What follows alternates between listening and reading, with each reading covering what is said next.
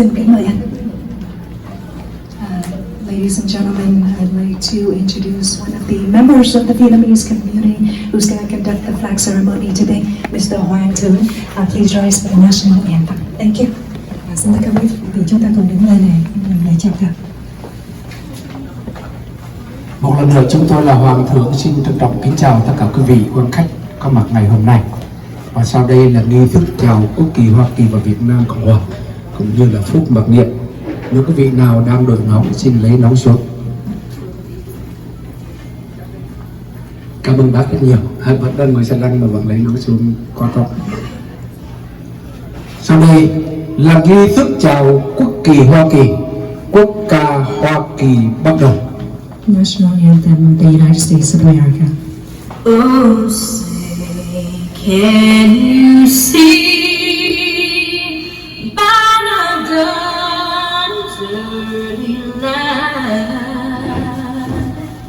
what so proudly we hailed at the twilight's last gleaming, whose broad stripes and bright stars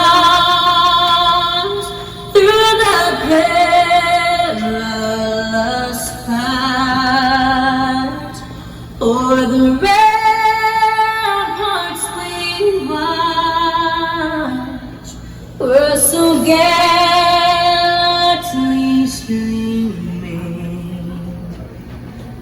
And against red glare, the bombs bursting in air gave proof through the night that our flag was still there.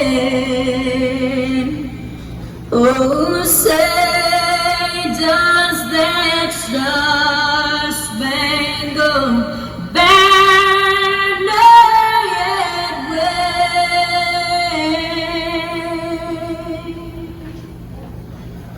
o'er the land of the free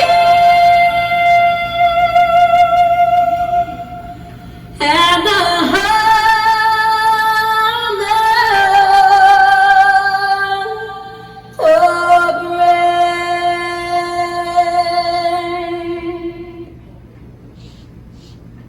Sau đây là nghi thức chào quốc kỳ Việt Nam Cộng Hòa. Quốc ca Việt Nam Cộng Hòa bắt đầu. National anthem of the former Republic of Vietnam.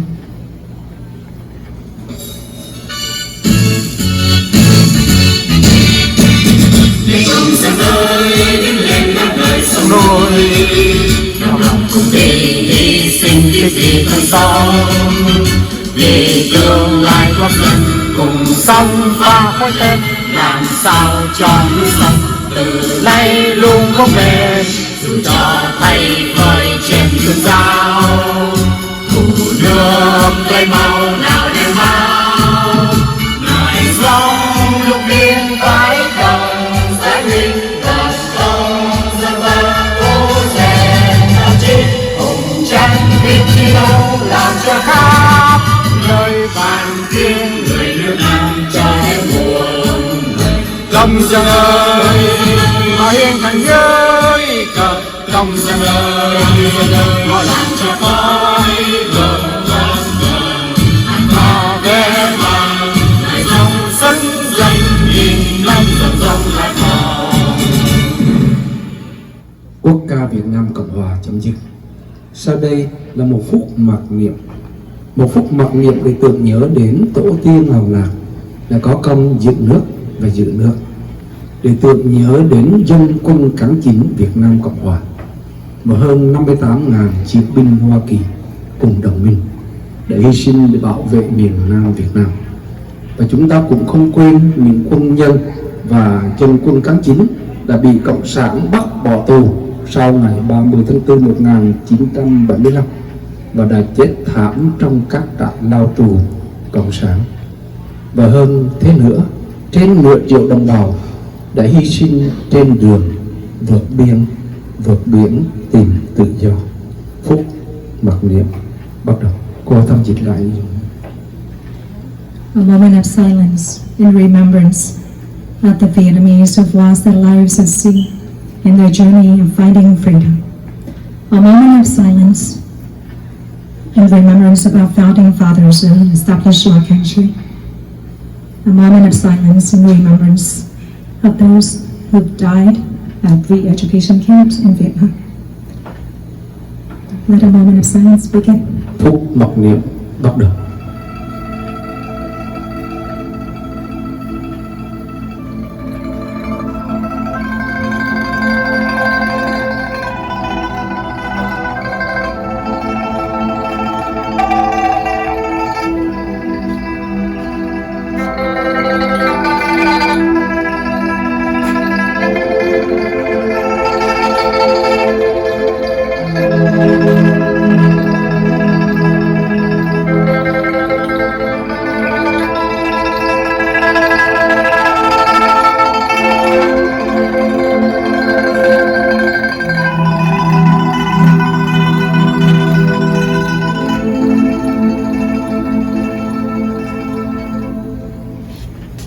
Nghi thức chào cờ và phút mặc niệm chấm dứt. Chúng tôi trân trọng kính mời quý vị an toàn. Three sentences so I can get everything you said. Okay? Great. Good afternoon. Kính chào quý vị. Hope you're all doing well. Good to see you. Thank you for having me. And I'm so excited that we are together here to celebrate our democracy and to make sure that we inspire our community to get out there and vote. Kính thưa quý vị, ông rất vui mừng đã có mặt ngày đây ngày hôm nay và ông muốn động viên tinh thần của chúng ta. Đây là một cái nền dân chủ cho nên là chúng ta hãy cùng nhau đi bầu cử, thưa quý vị. We are at a critical crossroads as a city. We are spending more than ever, but the outcomes we're getting are bad.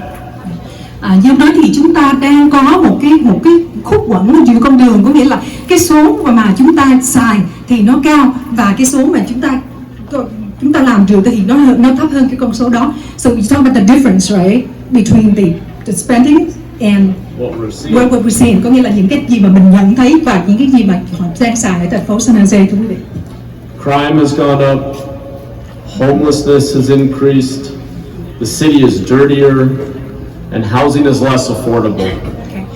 Những điều ông vừa mới nói đến thì chúng ta nhận thấy chẳng hạn như là cái tỷ lệ của tội phạm tăng lên ở thành phố San Jose và cái tỷ lệ của những người vô gia cư, homeless, và một cái vấn đề nữa là cái vấn đề nhà đất, nhà cửa ở đây cũng là tăng lên rất cao. So let's recap three things. So homeless, housing affordability, and crime. So I got all three things. There you go.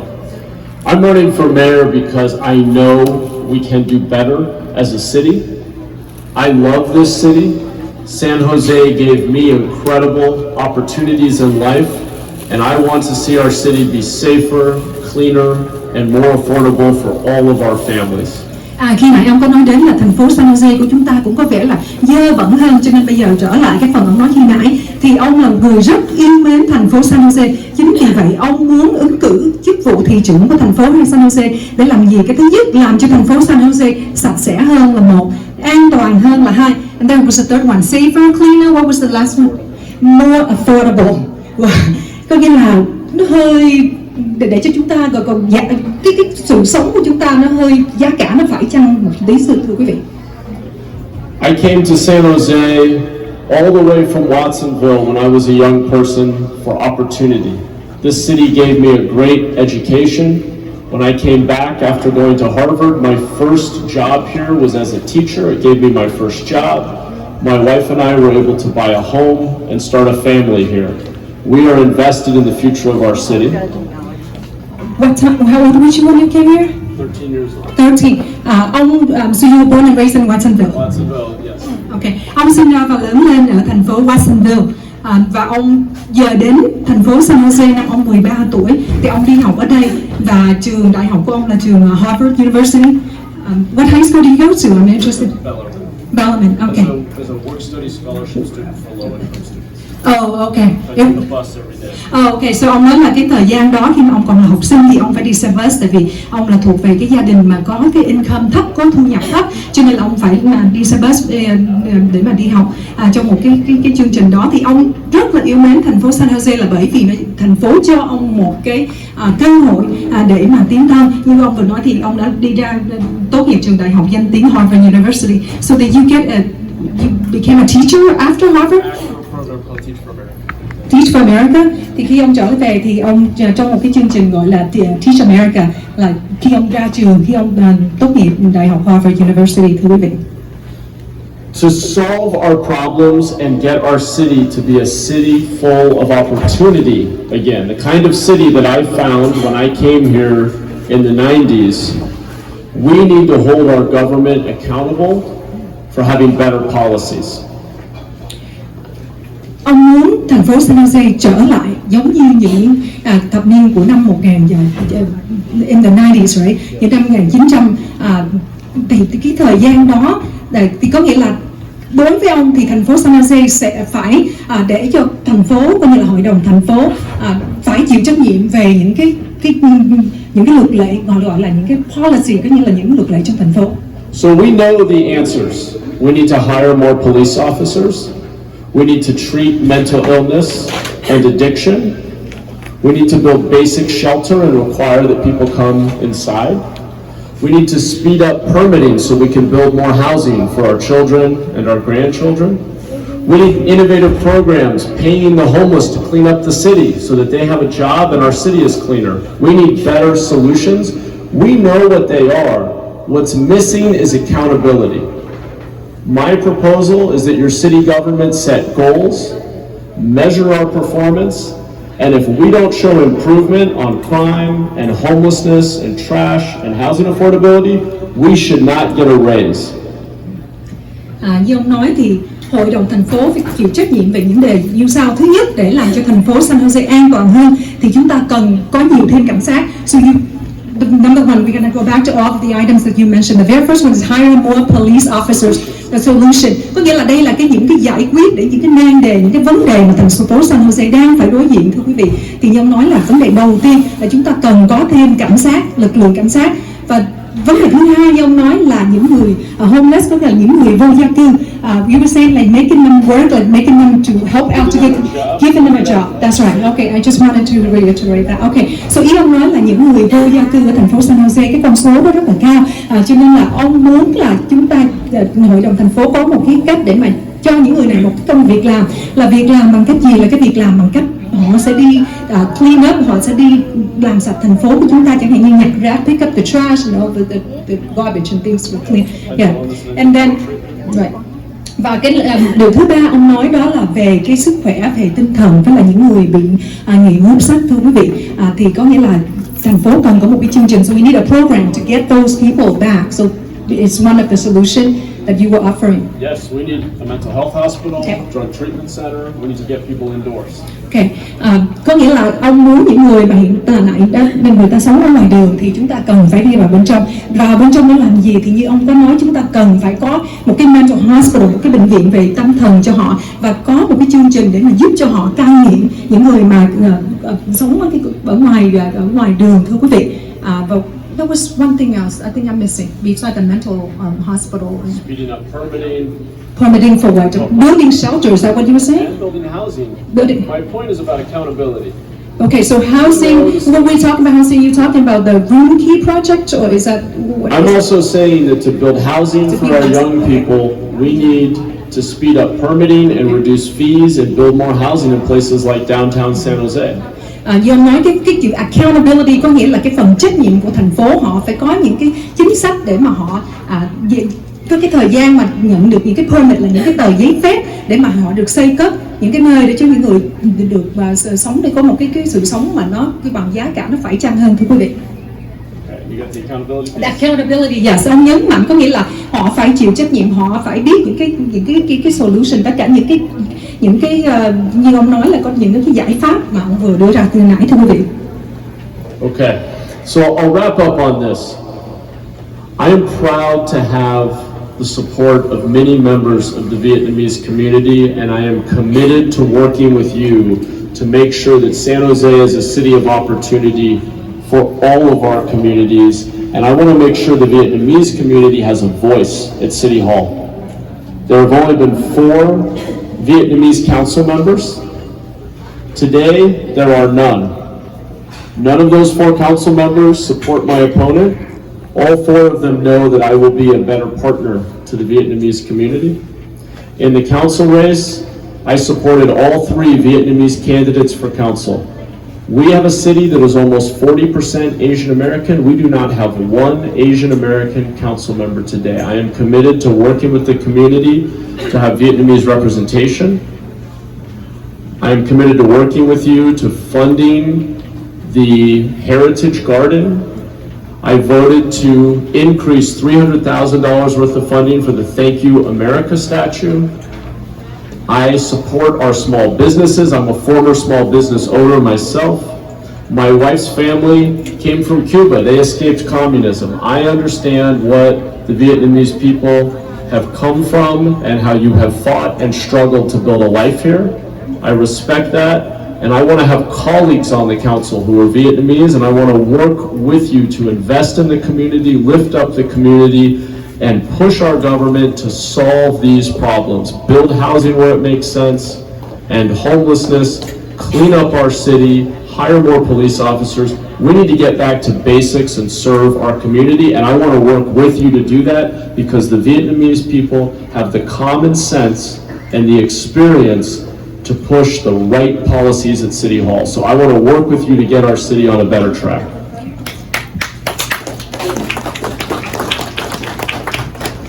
Thưa quý vị, Viên sẽ cố gắng dịch tất cả những ông nói để cho quý vị rõ, và Viên sẽ hỏi lại ông. Tại vì cái câu đầu tiên thì Viên nghe ông nói là ông rất là tự hào là một người đến đây trong thành phố San Jose.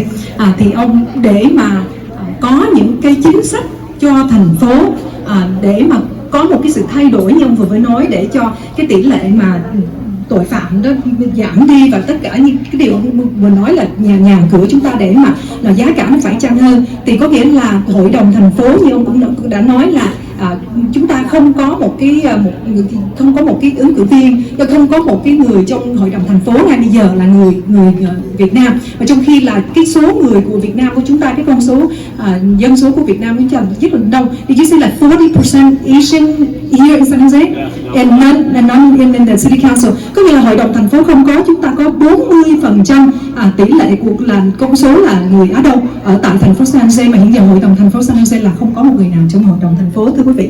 Và ông có nói là ông sẽ ủng hộ cho cái tiếng nói của cộng đồng người Việt của chúng ta tại thành phố San Jose.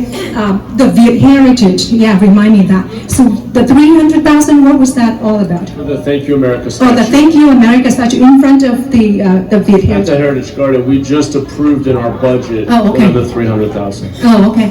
Thì ông có nói là thì họ vừa mới thông qua một cái chính sách là một cái số tiền là 300.000 để cho cái tượng Thank You America để trước cái vườn Viet Heritage của chúng ta. Let's see, am I missing any? Oh. Four council members, former Vietnamese council members, and he is supporting The candidate is running for city council at the city of San Jose, right? He's supporting Vietnamese candidates. Oh, okay. Và ông cũng nói là ông là người cũng đang ủng hộ những người ứng cử viên vào hội đồng thành phố của San Jose. Và ông có nói thêm một cái câu là vợ của ông là người Cuba, thì có nghĩa là bà cũng đã từng sống với một chế độ cộng sản, cho nên là ông hiểu được như thế nào là những người Việt của chúng ta ở một cái xứ sở tự do. Thì đó là cái điều mà ông nói khi nãy, là vì cái tiếng nói của chúng ta là quan trọng, và ông sẽ ủng hộ cái tiếng nói của người Việt chúng ta. And the 4 former council members, Vietnamese council members, support Matt, but not his opponent. Oh, the 4 foreigners, okay. 4 foreigners Vietnamese.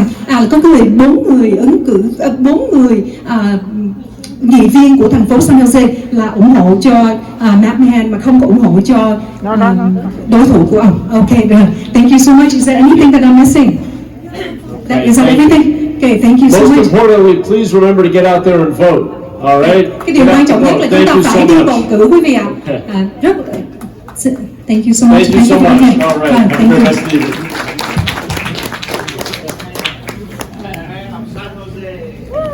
Thank you. I'm sure. Mọi người có nghe không ạ? Okay. All right, thank you for letting me be here today. I am Bob Brunton. I am running for State Assembly.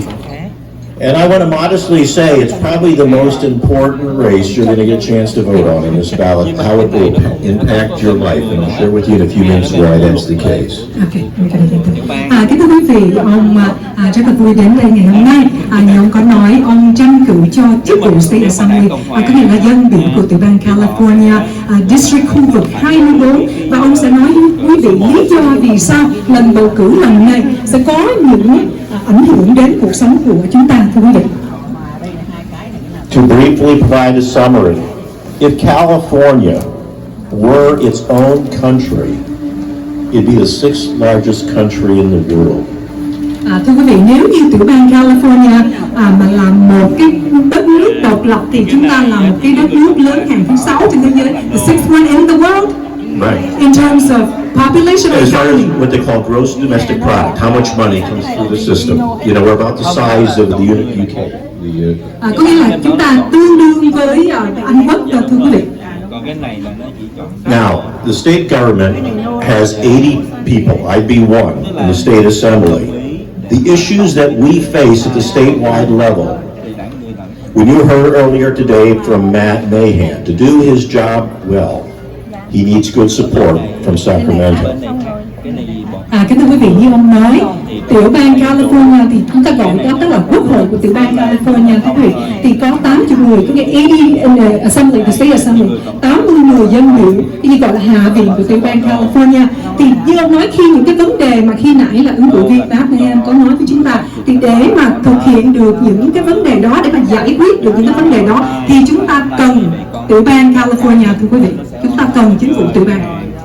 So the issues that I'll be focusing in on, helping Matt, people who are running for school boards, running for city councils, I call it the real, common sense, real solutions.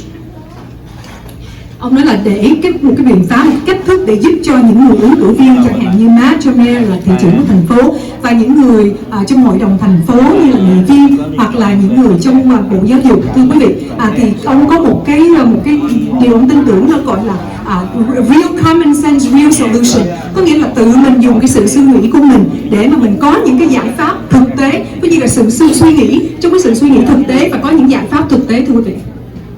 So let's spell out the word real. The letter R.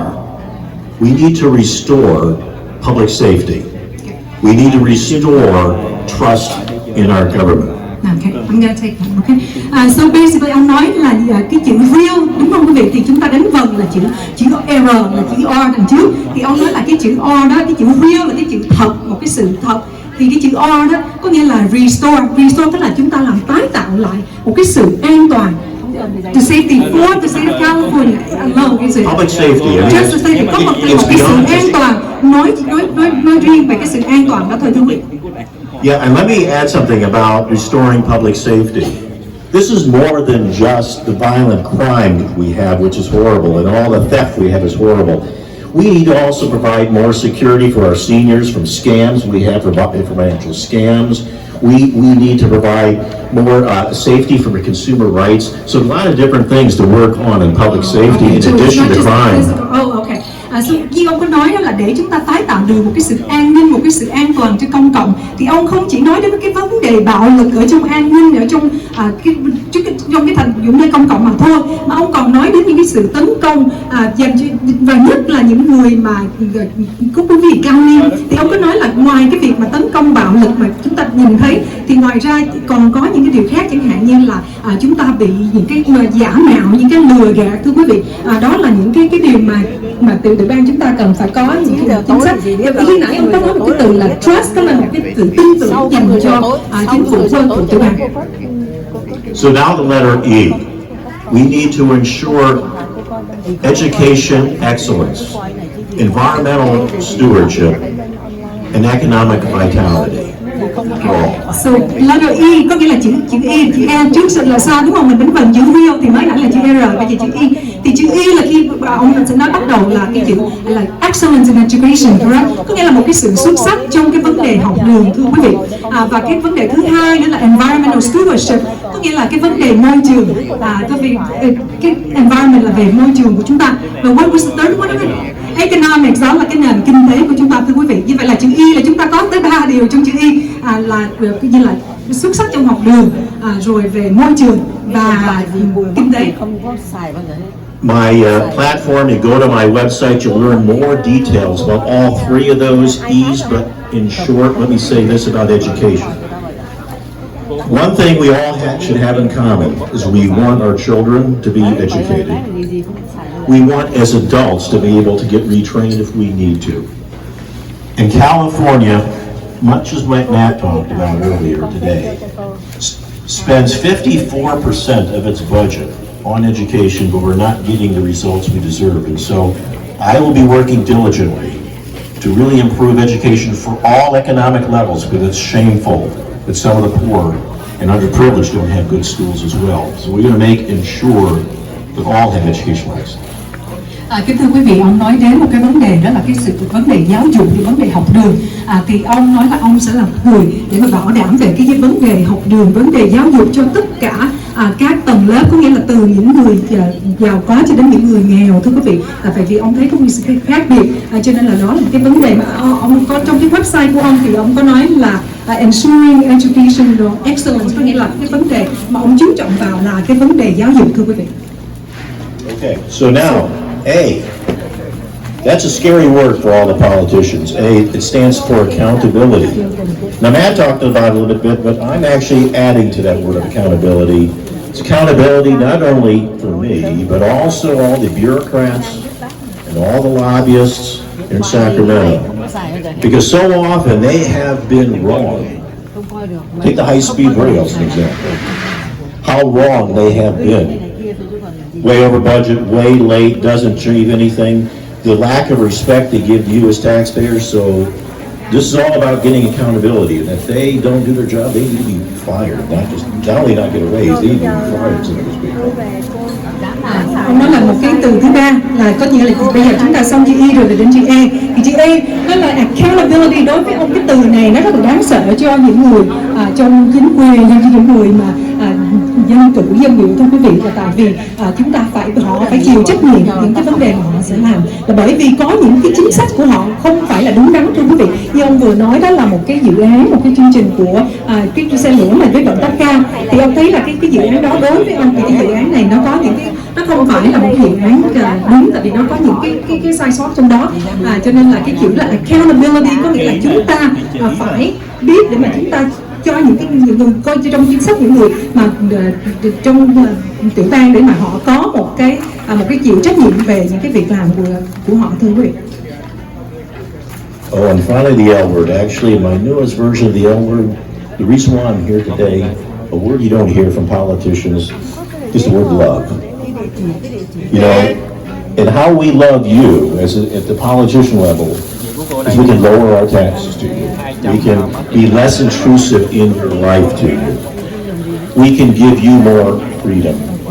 So the real solution is about love by lowering your taxes, lowering your fees, improving the economy at the same time. It can't be done. Thưa quý vị, như ông nói là có những cái từ mà những cái người chính trị gia họ không có nhắc đến thường, đó là cái từ love, có nghĩa là một cái tình yêu thương, một cái tình yêu thương để mà chúng ta mang đến một cái sự giống như là giảm bớt những cái thuế, thưa quý vị. Rồi so besides taxes, what else can we do?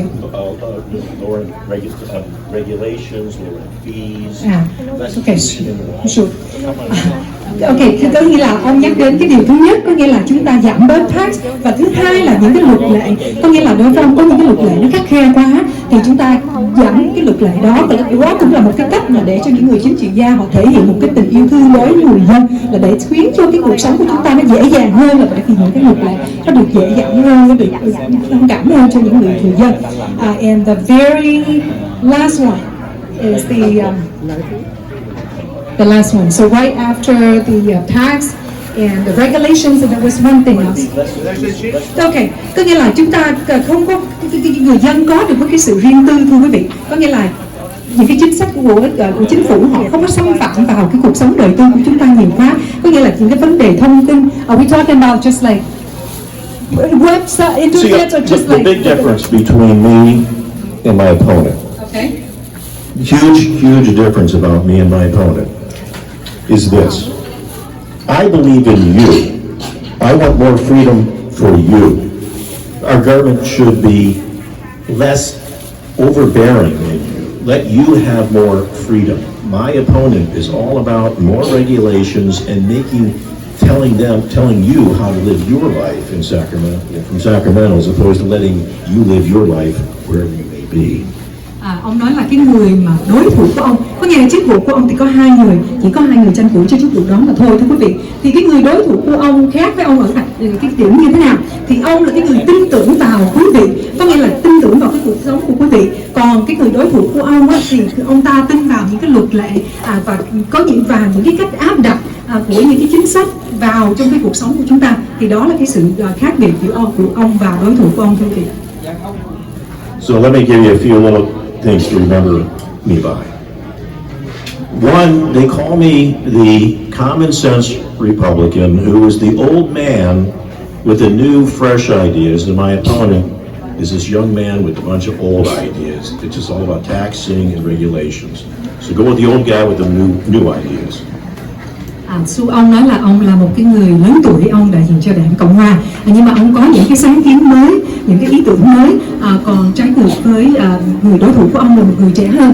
He's younger than you, but you believe that his ideas are old ideas. Có nghĩa là ông là có một cái người ứng cử viên trẻ tuổi hơn ông, nhưng mà với những cái tư tưởng nó hơi già dặn hơn, hơi cổ hủ hơn một tí, thưa quý vị. Có nghĩa là đó cũng vẫn là những cái chính sách về thuế, về luật lệ thuế. Thì đó là cái điều khác biệt của ông và ứng cử và cái người ứng cử là đối thủ của ông. I'm not going to mention the name of your opponent today simply because they have to know. They don't need to know. Yeah, because I'm the only Bob on the ballot. It's a real easy name to remember. Bob. Okay. Second thing, that I want you to remember is about how we're going to fix our government. And that is through courage, and creativity, and character. So, a little bit about the little background on me. I've been in I believe that if you spend a few minutes with me at my booth, you'll find three things we have in common. My campaign is about trying to find out, instead of other people talking about diversity, I talk about what is similar amongst us. Because our friendships are going to be developed around how we're similar. Whether we all love our children, we all want safety. But maybe you just like rock, and maybe you just like country western music. I don't know, but we'll find, let's spend some time learning how to be together. Because that's my approach is going to be in Sacramento to get things done. Is I'll be working, you want to talk? You go. I'll be working with my colleagues every single day, trying to find what we can have in common. I'm part of what's called a Problem Solvers Caucus. It's time, I'm an engineer, it's time to just fix things, not worry about the politics, not worry about all the emotion, just try to make things our government work better. Thưa quý vị, như ông nói thì cái nguyện vọng của ông là muốn cho cái chính phủ của chúng ta, có nghĩa là cái hệ thống chính phủ của chúng ta là họ làm việc chung với nhau, có nghĩa là chúng ta phải sửa chữa lại những cái điều như ông nói. You mentioned the word friendship. What friendship did you say, like to build on friendship or something? Right. Well, for instance, I believe through our similarities, Right. Okay. we can build our friendships. Okay. So the similarities between the people and the government. Well, for instance, a great president, Abraham Lincoln, said, if I don't like you, I haven't spent enough time with you yet. Looking for ways to get together instead of working on ways to divide us. It's working ways to get us to work together. Thưa quý vị, điều ông muốn nói là có nghĩa là ông sẽ cố gắng tìm một cái sự tương đồng, có nghĩa là một cái sự tương tự trong mỗi người chúng ta, để chúng ta tìm được một cái điểm chung để chúng ta làm việc chung với nhau. Giống như ông có nói là Tổng thống Abraham Lincoln có một cái câu nói là nếu mà tôi không có biết bạn thì có nghĩa là tôi chưa có dành thời gian để tìm hiểu bạn nhiều thêm để rõ hơn. Cho nên là ý ông muốn nói là cái cách mà sửa chữa lại trong cái hệ thống trong cái hệ thống của chúng ta, của cái chính phủ tiểu bang California, là cái cách là để chúng ta tìm ra những cái sự tương tự của mỗi người trong chúng ta, cũng giống như là những người bạn, cũng như một cái sự thân thuộc, một cái sự thân quen, để từ đó chúng ta làm việc với một cái mục đích trên một cái sự là có như là chúng ta có những cái điểm mà chúng ta giống nhau, thưa quý vị. So in closing, here's the best way to remember me. So remember my name this way. When I go to Sacramento, I am going to be trying to take on the status quo, those people who are preventing us from getting things done and fixing our state government. I will take the brunt of it. I can handle a ton. So that is Bob Brunton.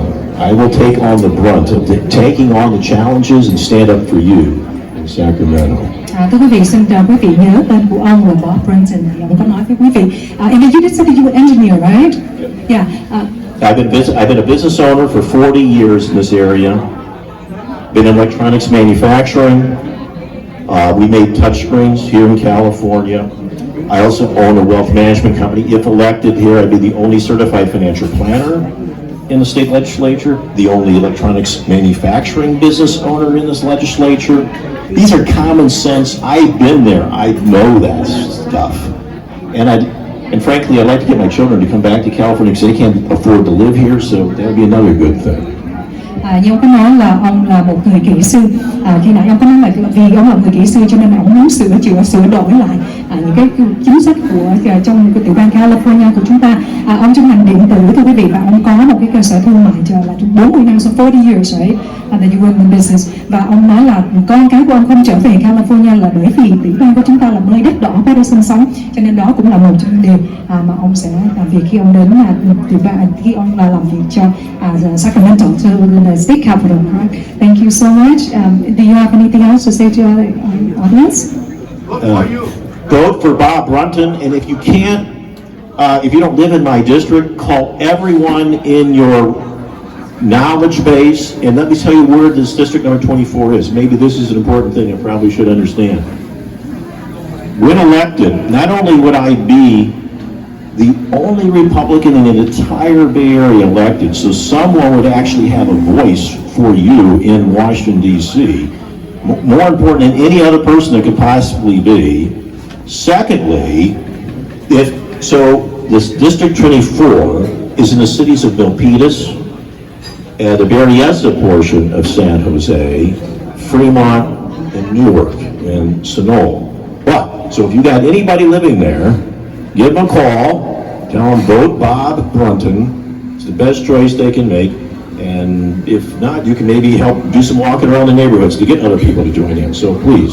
So are you the only Republican candidate for the state government this time? So here's the thing. You know, we've been talking about diversity, right? And about the needs. And, you know, and Matt Mahan talked about ethnic stuff. But and I want to say this about, there has not been a single Republican elected in this entire Bay Area at the statewide level. If you need a second opinion, you need a second voice, you need a new auditor.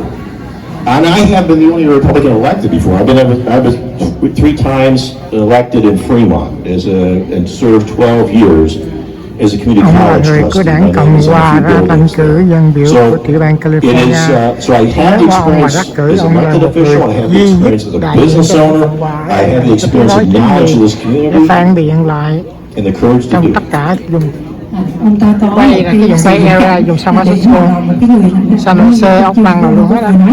Hết cái dùng Bay Area không có 10 năm trong thương mại ông cũng có kinh nghiệm, rồi trong thương trường có nghĩa là ông cũng là một cái người được đắc cử thưa quý vị, và coi như là đó là những cái điều đó là trong những cái kinh nghiệm của ông, và như ông cũng nói là nếu như mà ông là một người đảng Cộng hòa được chọn vào trong tiểu bang California, thì ông sẽ là cái người để mà tranh đấu cho tiếng nói của chúng ta.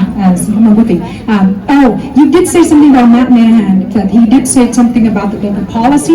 Like, So, I just want to get that straight. well, Matt talked about diversity based upon Right. ethnicity, Right. and that's important, but Right. I think even more important is diversity of opinion and diversity of perspective. Yeah. Khi ông có nói là cái vấn đề mà chúng ta có một cái sự coi như là về cái giống như là chúng ta có những cái khía cạnh khác nhau, những cái số người khác nhau, giống như ta đa dạng trong cái vấn đề gì, chúng ta đa dạng về sắc dân hay là chúng ta đa dạng về cái sự suy nghĩ của chúng ta, những tư tưởng của chúng ta. Cho nên là ý ông muốn nói đến cái vấn đề đó, đa dạng về sắc dân là khác, mà đa dạng về cái tư tưởng, sự suy nghĩ của chúng ta đó là một cái điều khác nữa, thưa quý vị. Đó là điều mà ông muốn nhắc đến. Is there anything else?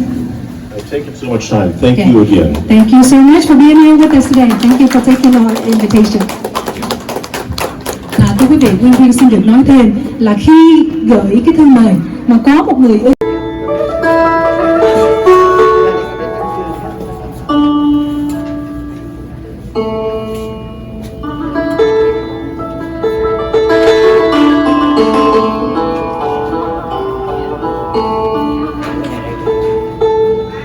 chàng đường đi về nơi gió cao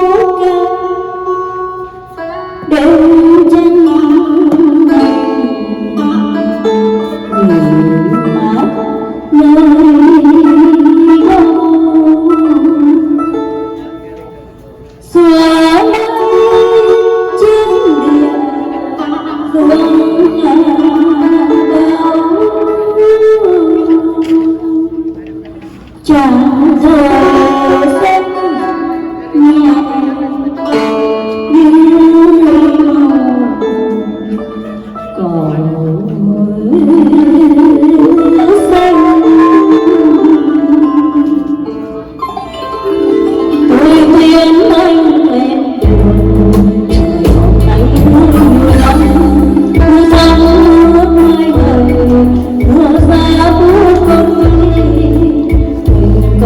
hấp dẫn.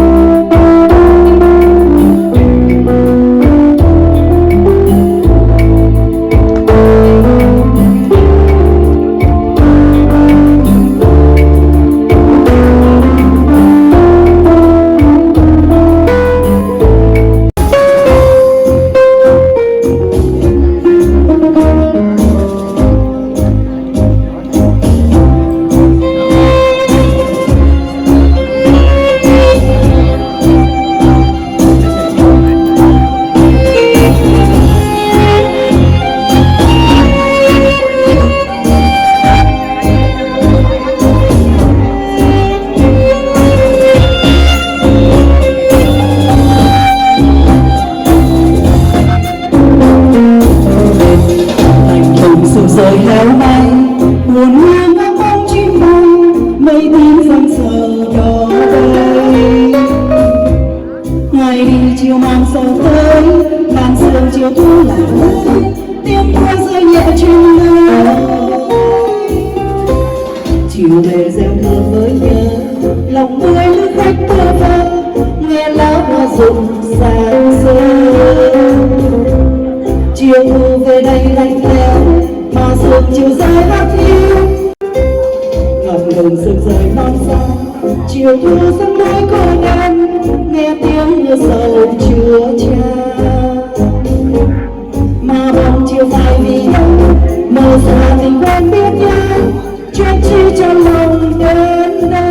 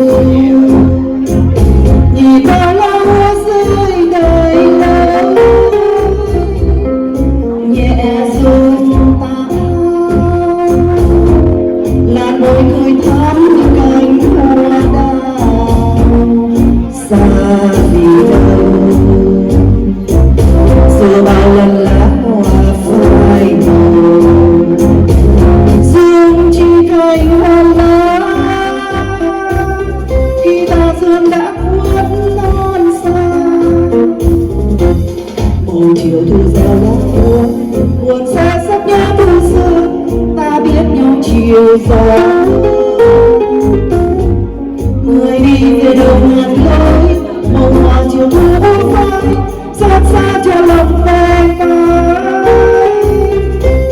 Ngập ngừng sương rơi non xa, chiều thu dẫn lối cô đơn, nghe tiếng mưa sầu chua chan.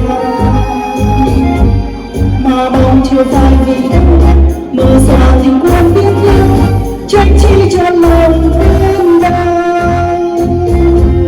Mà bóng chiều phai vì đâu, mơ xa tình quen biết nhau, trách chi cho lòng đơn.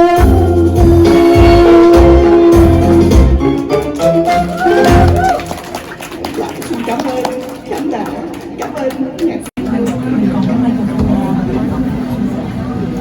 Thank you so much for accepting my invitation. Thank you for having me. It's a pleasure to be here with all of you. Yeah, you don't have a translator, right? I don't. Okay. Khi mà Huyê gửi lời mời thì Huyê có nói là họ có thể đem người thông dịch viên đến. Tại vì trong cái ban mà vận động tranh cử thì thường là người có hoặc có người thông dịch viên. Nhưng mà hình như là ngày hôm nay không có ai đem theo hết, cho nên là Huyê là bây giờ cố gắng hết sức đó quý vị ạ. So just tell everyone what position you're running for. So my name is Nora Campos, and I'm running for San Jose City Council to represent you in City Hall. I served first on City Council in 2001 to 2010, and then I represented you in the State Assembly from 2010 to 2016. Bà đã từng giữ chức vụ so City Council from what year ago? 2001. Chức vụ nghị viên của thành phố San Jose là từ năm 2001, 2001, all the way to 2010. cho đến năm 2010. And then you got elected to State Assembly. Yes, right. Và bà được đắc cử với chức vụ dân biểu của Hạ viện tiểu bang California. And what year was that?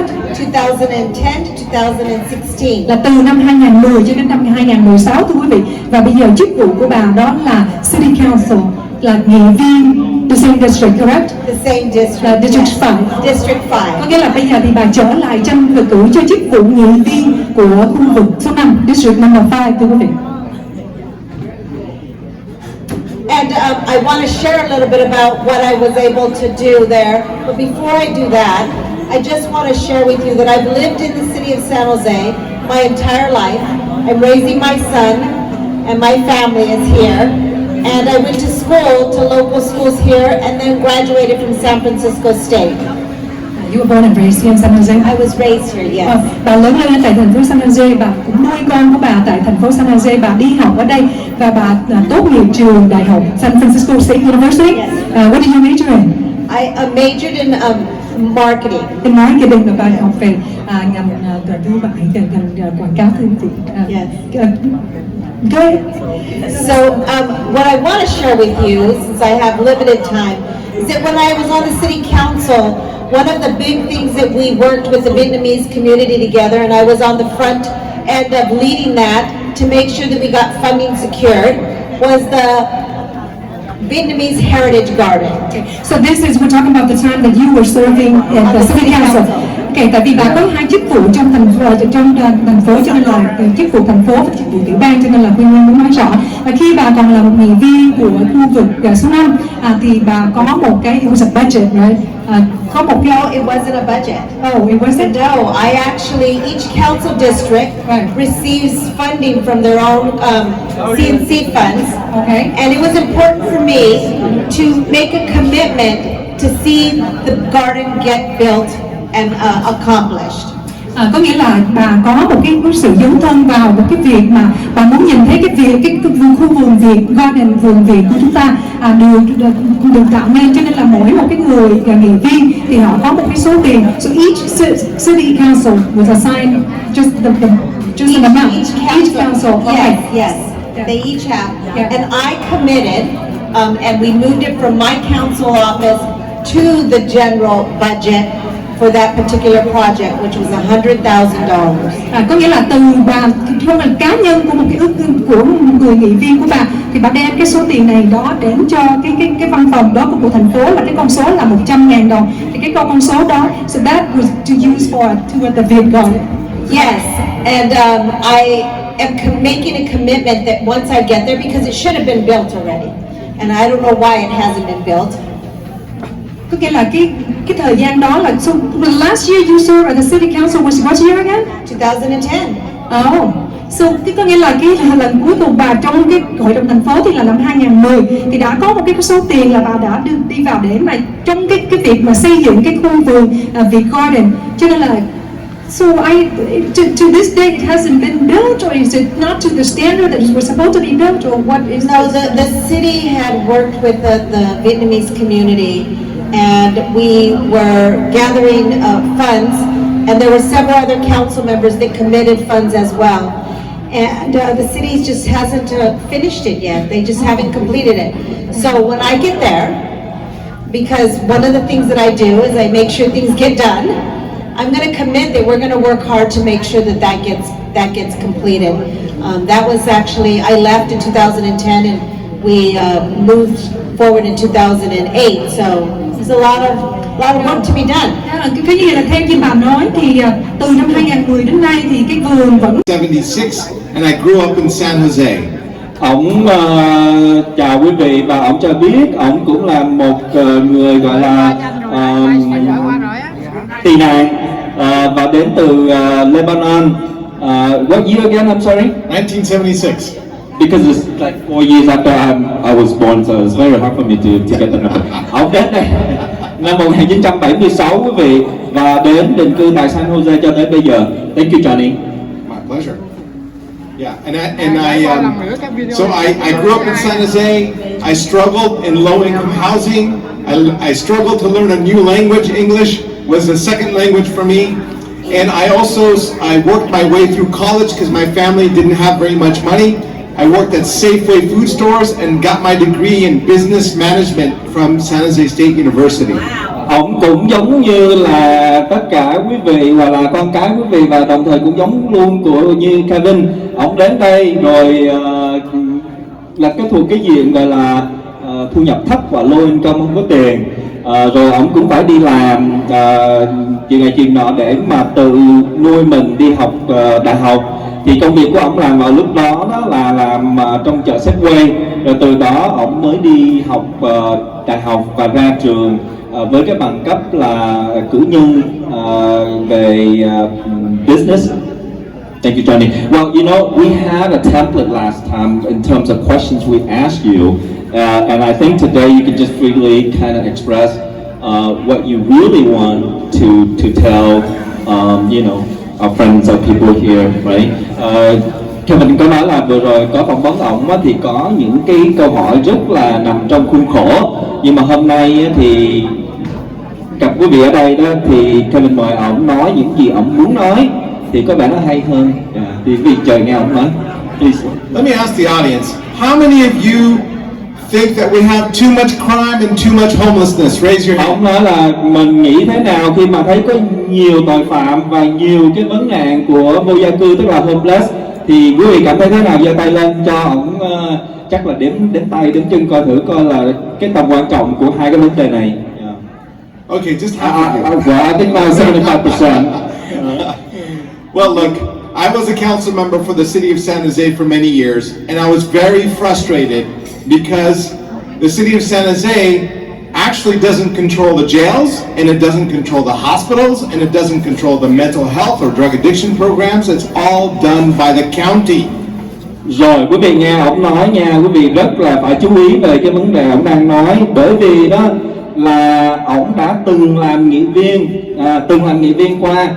Tuy nhiên vấn đề tội phạm, vấn đề homeless, vấn đề coi như là bệnh viện không thuộc thẩm quyền của thành phố, tức là những cái người nghị viên mà quý vị có nghe nói là tôi sẽ làm cái này cho homeless, tôi sẽ làm cái kia cho homeless, thì hôm nay quý vị sẽ nghe ổng nói ngược lại. Over the last 10 years, the county says that if we build enough houses, we can end homelessness. I don't believe that that is working. It's not. We've gone from 6,000 homeless people to 10,000 homeless people with this policy. Ông nói rằng đó là từ cái hồi đó tới bây giờ đó, thành phố họ ưa nói, tức là những người nằm trong cái lĩnh vực của thành phố, tức là nghị viên rồi thị trưởng chẳng hạn, thì họ ưa nói là xây nhà ra là sẽ giảm cái việc mà homeless. Tuy nhiên họ không có cái thẩm quyền để mà xây nhà. Hôm nay là quý vị biết rất là nhiều về cái vấn đề của thành phố và của cái quận hạt của mình.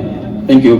We also had a large increase in crime, and I have new ideas on reducing crime and homelessness by addressing the root causes, mental health and drug addiction. I want to create inpatient medical clinics, meaning that they cannot get out, and ask them to stay in there until their health is better. Cái vấn đề mà tội phạm và homeless thì càng ngày nó càng tăng, và ổng cho rằng ổng có những cái chương trình với những cái idea, những cái lối suy nghĩ rất là mới mẻ để mà giảm thể. Tôi là Cindy Chavez, là ứng cử viên cho chức thị trưởng thành phố San Jose. And I want Betty to introduce herself. Và xin chào quý vị, Betty Dương là hiện giờ là chánh văn phòng của giám sát viên quận hạt Santa Clara tại quận hạt. Trước khi trở về làm cho ứng cử viên Cindy Chavez, Betty đã từng là giám đốc của Trung tâm Phục vụ Việt Mỹ, và trước khi đó là giám đốc của văn phòng thực thi tiêu chuẩn lao động của quận hạt Santa Clara. Thank you.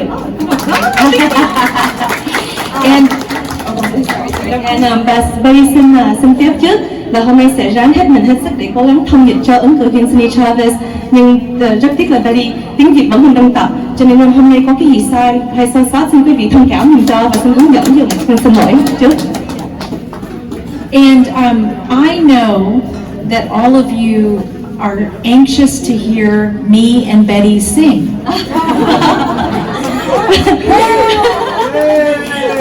Và Cindy Chavez nói là chắc quý vị rất là đang muốn lắng nghe hai người này ca hát hôm nay.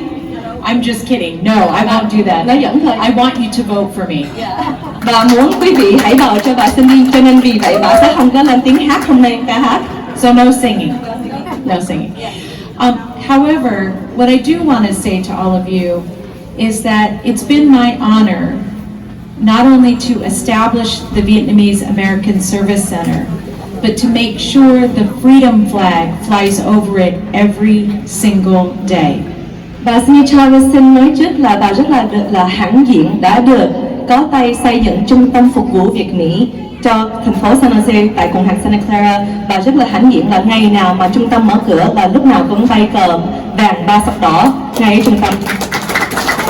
And I am so grateful to the veterans and the leaders here who continue to fight for human rights both here and in Vietnam.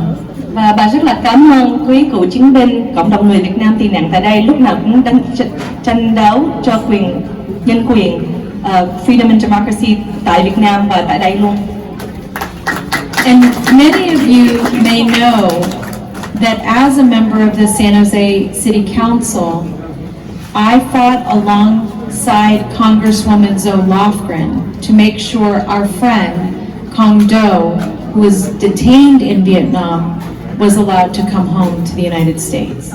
Và thưa quý vị, bên đây sẽ răng thân nhiệt nhưng mà xin nói thêm vài lời là không phải là chỉ là cái lời hứa hẹn, là cái lời ủng hộ của mọi người Việt Nam, mà bà đã từ xưa đến nay là bạn của mọi người Việt Nam của mình. 16-17 năm về trước, với cái tư cách là lúc bà vẫn còn là nghị viên thành phố San Jose, bà đã hợp tác với dân biểu Zoe Lofgren để mang anh Đỗ Thành Công về sau khi ảnh bị Cộng sản bắt ở lại Việt Nam trong thời gian mà ảnh đang đấu tranh cho nhân quyền chủ nghĩa. I am asking for your support because I have been a friend to the Vietnamese American community for 30 years. Bà Sunny Chavez là xin sự ủng hộ và phiếu bầu của quý vị là vì bà đã là bạn thân của dòng người Việt Nam cho hơn 30 năm, chứ không phải vừa mới tới đây. I played a leadership role in building out the initial Viet Heritage Garden. Hồi là nghị viên thành phố San Jose là đã đóng góp để bắt đầu xây dựng vườn truyền thống người Việt Nam.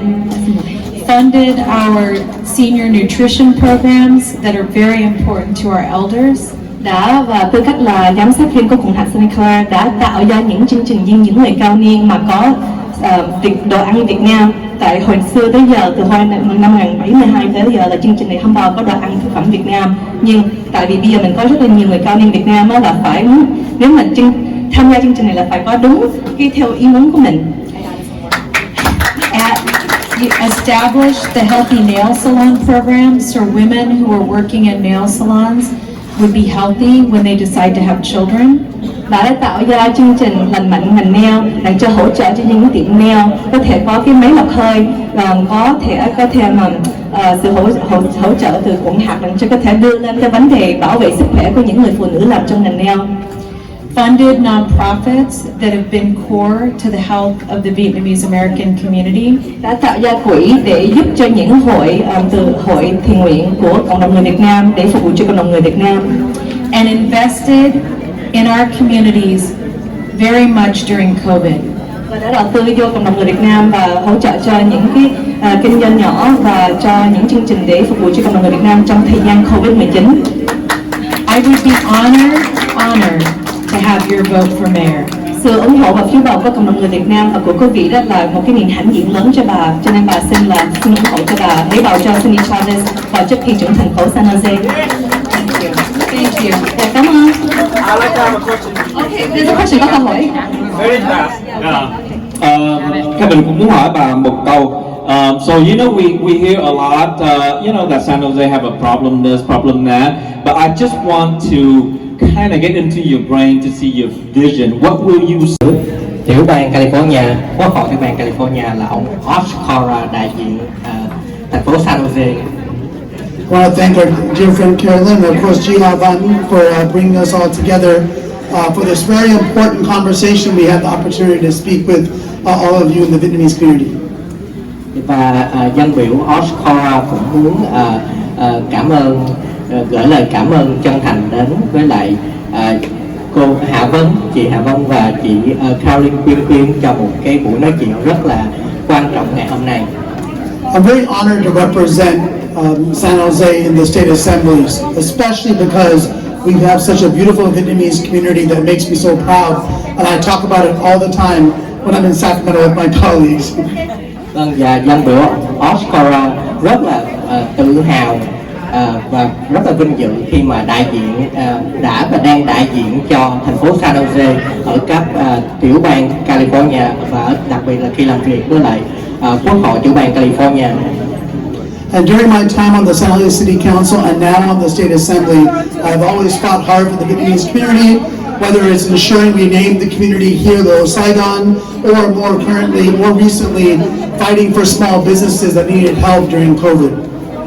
Và dân biểu Khoa cũng rất là vinh dự khi mà ông đã luôn đứng cùng với lại, sát cánh cùng với lại người cộng đồng người Việt của chúng ta, và đặc biệt là ông ta đã cùng với cộng đồng chúng ta tranh đấu để có được tên Little Sài Gòn như ngày hôm nay, thưa quý vị. And this year alone, I had 14 bills signed into law and brought over $40 million for our community from the state.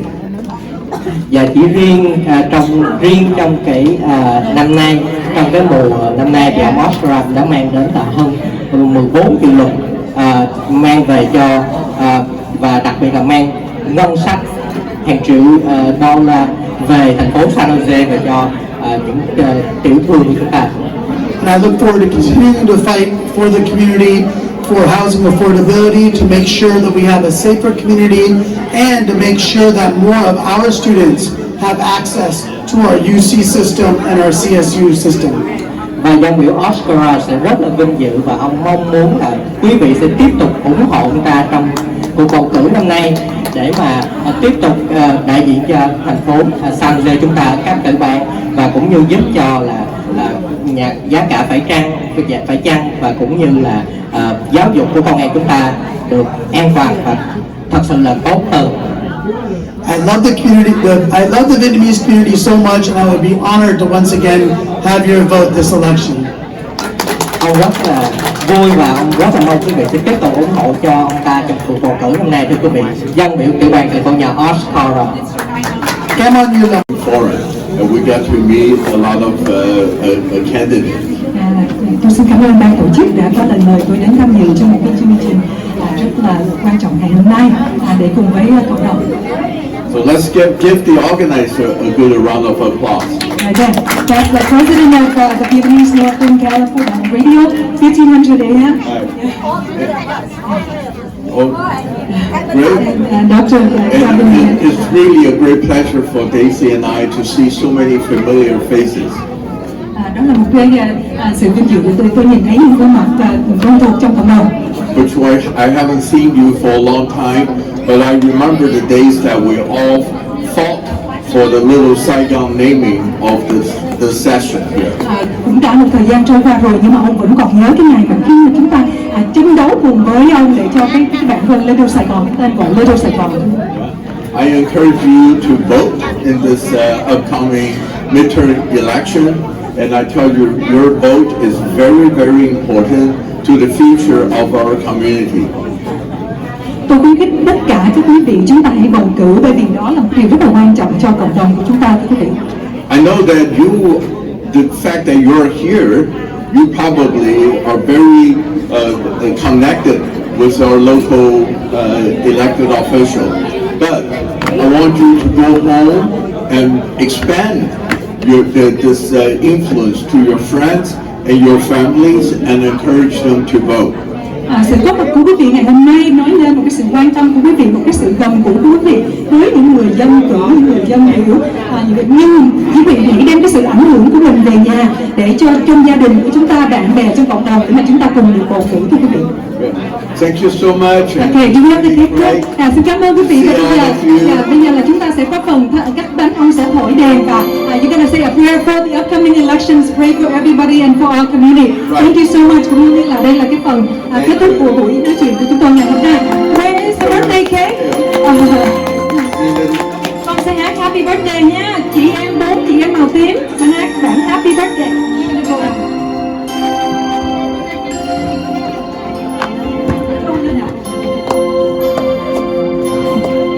kênh Ghiền Mì Gõ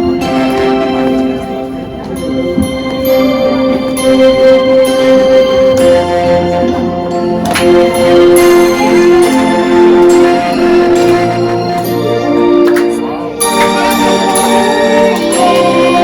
lỡ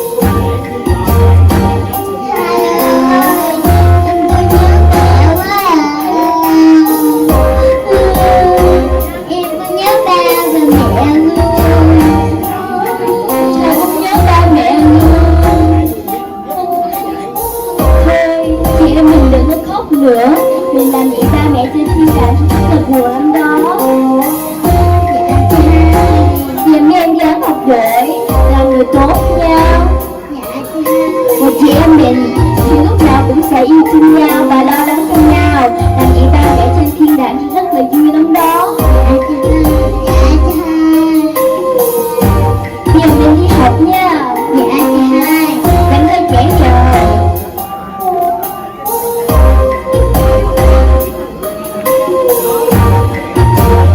Bây giờ tới trường nhà, nhanh chóng học gỡ cho này thầy cô giáo nha. Dạ chị hai. Thái ngoài đây thái sư bịch giám bánh cay nhiều thật nhiều để cho mình có tiền mình mua gạo mình nấu cơm mình ăn nha. Dạ chị hai. Dạ thưa thầy em đi học. Giảm sát cho ba đi học nha. Thầy đi học giảm sát cho em đi học nha. Dạ ra đi làm thưa lại giá ra đi làm nha.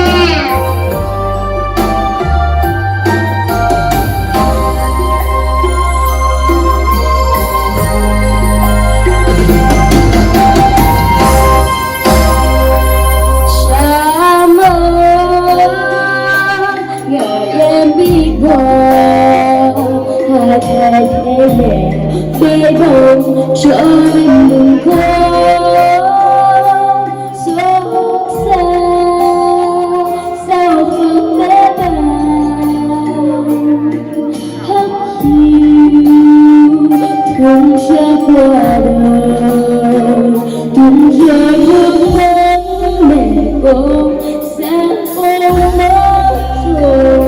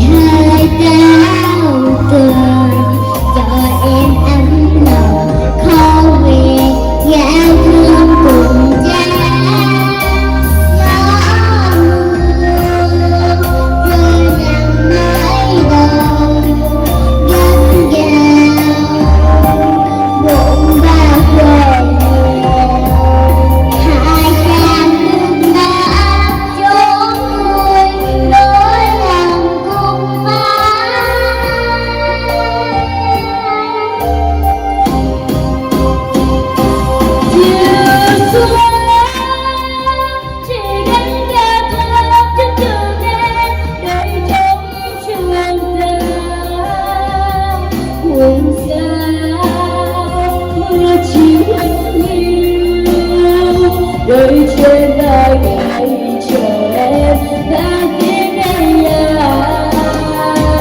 Ngày tháng lặng lẽ trôi qua với bờ vai ùn gắn đường xa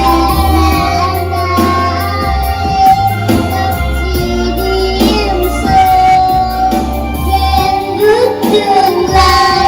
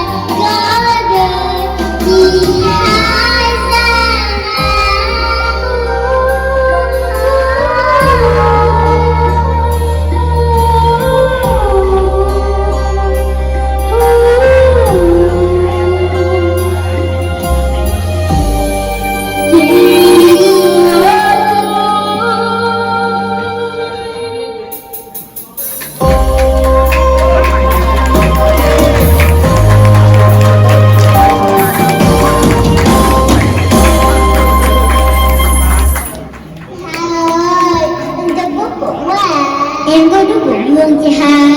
Nước quá à. Rồi người ba em nuôi trai quá, trai cũng đau bụng luôn. Thôi đi mình về nhà cho nấu cơm cho năm chị em mình ăn nha. Dạ trai, bữa nay mình ăn cơm với món gì chị hai? Bữa nay với trai sẽ nấu món rau kho quẹt. Món này món năm chị em mình thích nhiều nhất đó. Dạ trai, món này em thích nhiều lắm chị hai. Nó chết rồi.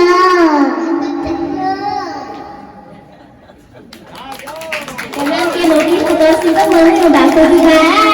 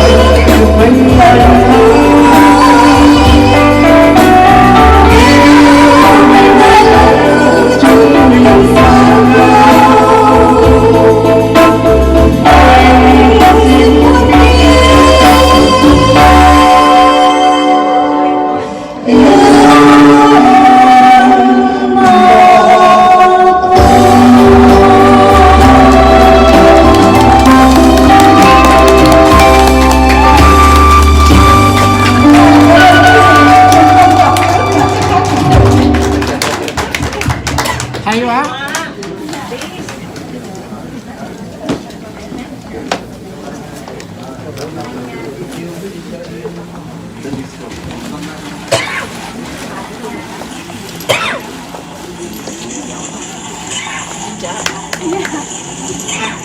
Xin cảm ơn chị Bạch Mai rất nhiều, mặc dù không tập nhưng mà cũng rất là hay. Tuy có một bạn nhỏ, chắc có lẽ là quý vị ta đứng cho vợ.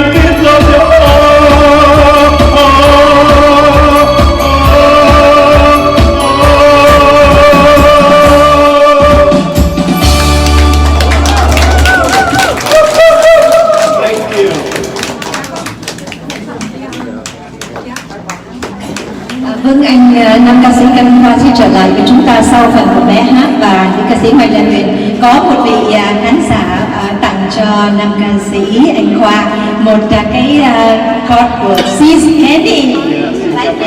Dạ, xin cảm ơn rất nhiều. Sis Candy, $25. Hạ Vân love Sis Candy, quý vị. Hạ Vân ra Sis Candy, Hạ Vân cứ như nè, mua một lần 10 miếng mà ăn cũng chưa có đã nữa. Love it.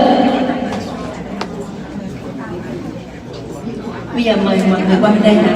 Bây giờ họ đang bây giờ như thế này, nhà hàng họ phải dọn, thành ra mời quý vị qua bên này nhé, ngồi qua bên này, rồi để nhà hàng họ dọn từ từ, rồi Hạ Vân phải ra, Hạ Vân xếp ghế nữa không sao. Bây giờ thì mời bé lên sân khấu hát một bài, là sau đó đó là nữ ca sĩ Mai Lệ Huyền sẽ hát phần còn lại. Dạ cảm ơn cô. Dạ con xin chào với ông bà cô chú bác. Dạ con tên là Khi Trịnh Phương Lâm. Dạ con được 11 tuổi. Dạ hôm nay con xin chơi ca bản cha của chú Bắc Viên.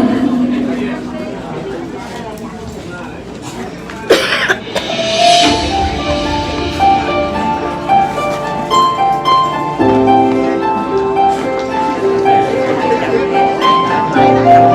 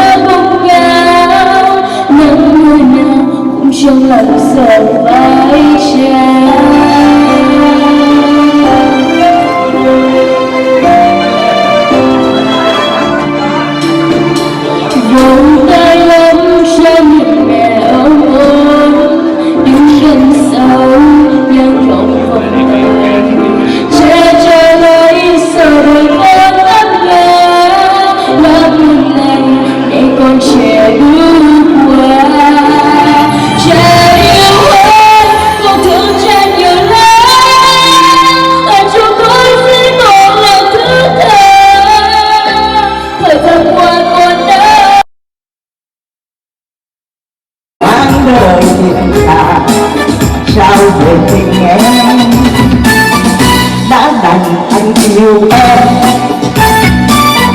sao bằng em thương anh như biển đông lai láng, đi bằng đất nước mình đến bể sâu hoang tàn, như tình không tan biến. Nhớ em thì sao đêm, thế sao mà vẫn lòng càng thương hơn.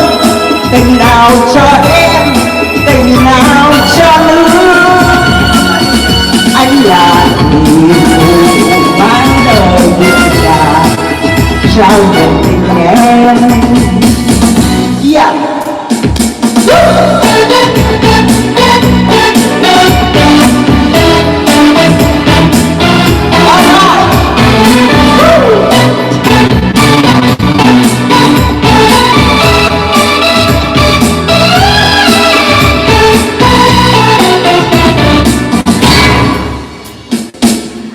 Mắt em màu trung phương, tóc em như sóng cồn, gió nhẹ buồn như rơi, thở của người yêu buồn mà duyên dáng. Anh là người phụ mang đời bình cả, trao đời tình em. Đã đành anh yêu em, anh yêu em, sao bằng em thương anh, sao bằng em thương anh. Biển đông lai láng,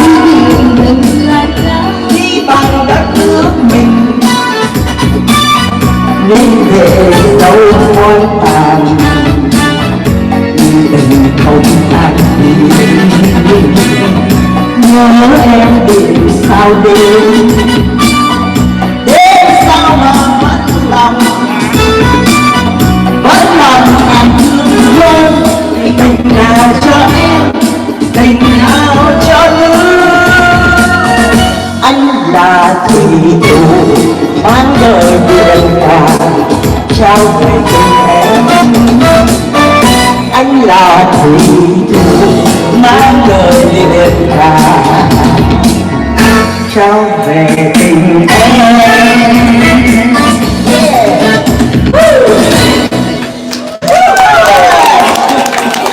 Mà hiểu rằng sẽ trở lại phải không?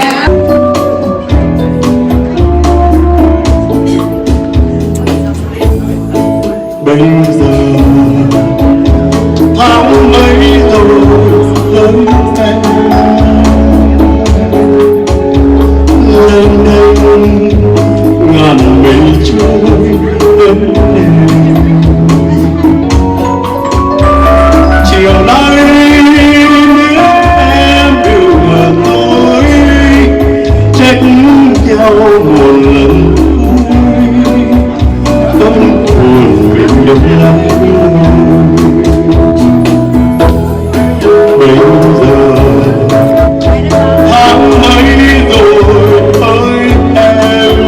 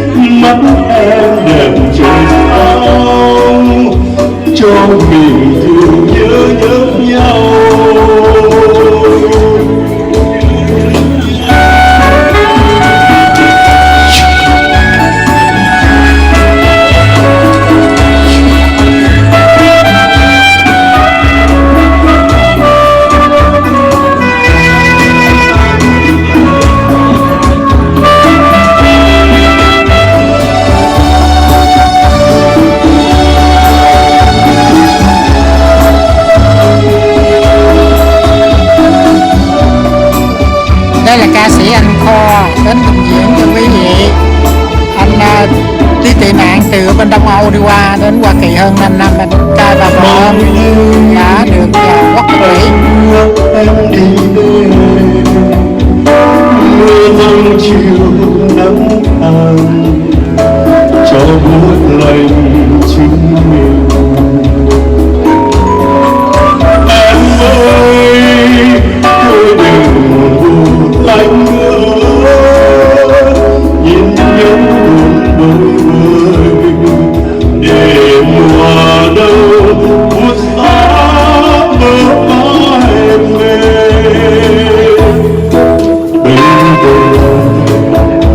Tháng mấy rồi ơi em,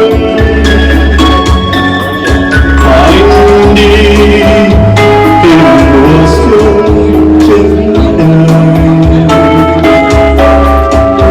Mùa đông chết đi rồi mùa xuân, mắt em đẹp chứ sao cho mình thương nhớ nhau. Mùa đông chết đi rồi mùa xuân, mắt em đẹp chứ sao cho mình thương nhớ nhau.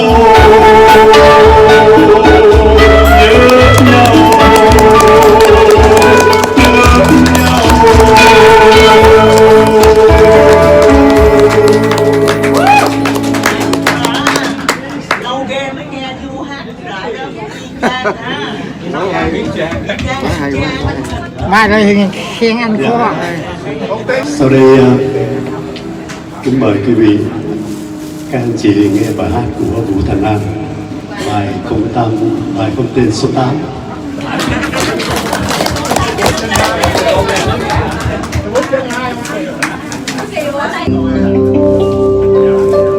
Chiều thơm giống hồn người bên mông, chiều cơm im gọi người đời mong.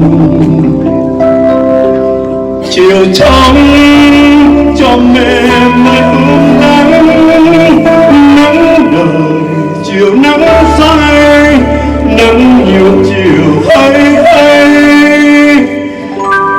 ngày quá vài lần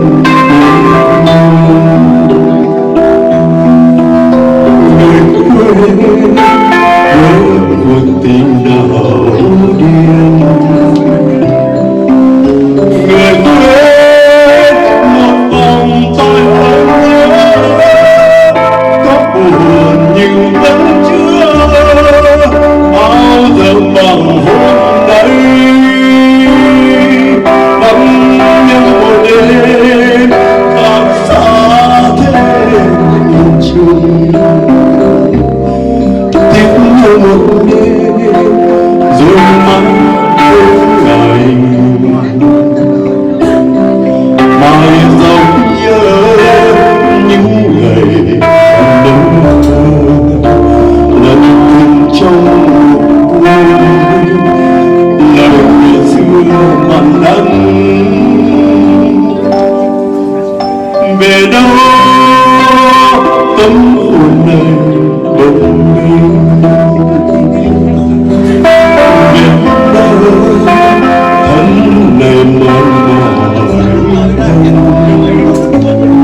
Về sau bao nhiêu năm sau nữa, có buồn nhưng vẫn chưa bao giờ bằng hôm nay.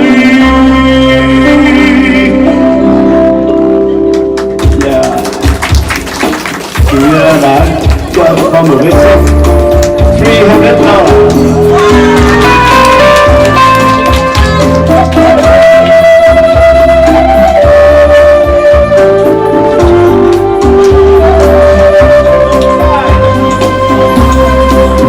Chiều thơm giúp hồn mình đầy nắng, chiều thơm im gọi người đời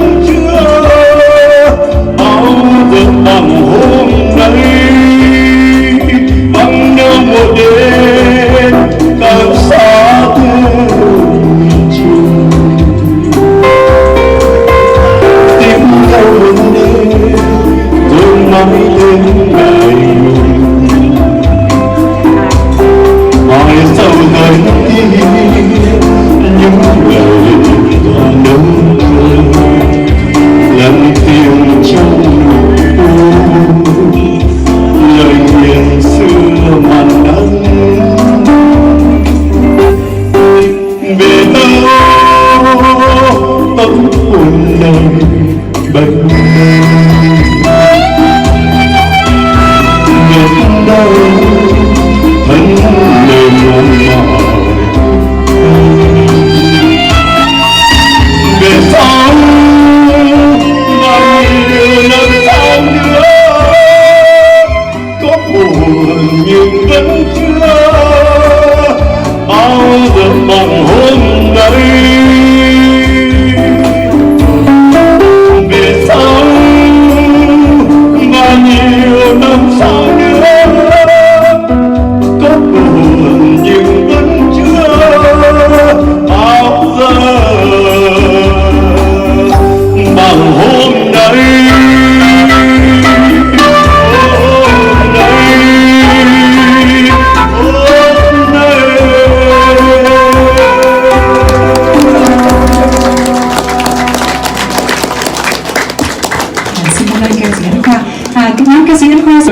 Dạ, cảm ơn tất cả các chị nha. Bây giờ đó có một người yêu cầu Mai Lệ Huyền hát cái bài Túp Liều Lý Tưởng đó, mỗi lần cái bài đó nó cũng lê thê lòng thòng và ra cái là mấy người đổi lời hết, thành ra Mai Lệ Huyền tức quá, bây giờ không hát bài đó nữa mà hát đổi lời theo người ta. Quý vị luôn nghe không? Từ ngày không có đô la mình đói dài dài, từ ngày không có đô la mình chết cái lai rai, từ ngày không có đô la mình phải ăn khoai, cho nên mình mới đi tìm trai, cho nên dẫn tới cái bạt bài, rồi thì mình mới tăng. Bây giờ Mai Lệ Huyền mà ra hát những cái bài hồi xưa đó, mấy em nó đổi lời hết mà rất vui, mà nhiều khi nó đổi lời mình chưa hát mới tính hát nó làm cái mình tính hát theo nó luôn, thành ra sợ quá. Bây giờ thôi để Mai Lệ Huyền sẽ hát một cái điệp khúc để tranh thủ thời gian mình không có nhiều. Và anh Khoa là nhất là anh Khoa là lâu lắm Mai Lệ Huyền mới gặp lại đó, vẫn còn phong độ mà vẫn dễ thương, phải không Hà Vân ha? Điệp khúc mà popular của Mai Lệ Huyền đó là 60 năm cuộc đời tình linh, và nếu được nữa là twist again, mỗi cái một chút xíu cho nó vui nha. Thêm quá một tay các em trai này rồi rất là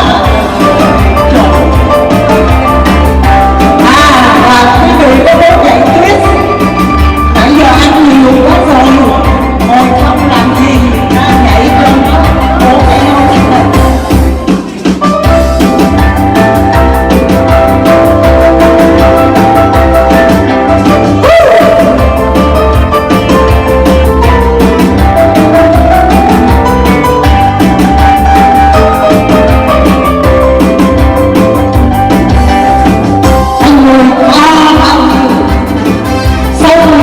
cuộc đời hai từ lâu đầu sương sương không bao lâu, 20 năm sau sẽ thôi nào mà đợi 20 năm cuối là bao. Đã thế đời sống không là bao, là bao đời không lâu là thế, được bao năm sống để mình yêu nhau. Anh ơi có bao 60 năm cuộc đời xa nhau rồi, ta biết yêu ai này, ta yêu nhau vì trong trần trào. Anh ơi ta sống là bao. Em gái quá hay, nãy giờ chưa kêu có một mình mà quá xong. Cảm ơn em. Đừng có một mình rất xong bạn quý vị ra nhảy đi. Anh là đến ba mình, tình con xong rất nặng, tình hãy hồ này tình vui chỉ nát xanh, là rồi chắc anh về là tình riêng trong lòng anh yêu em. Hãy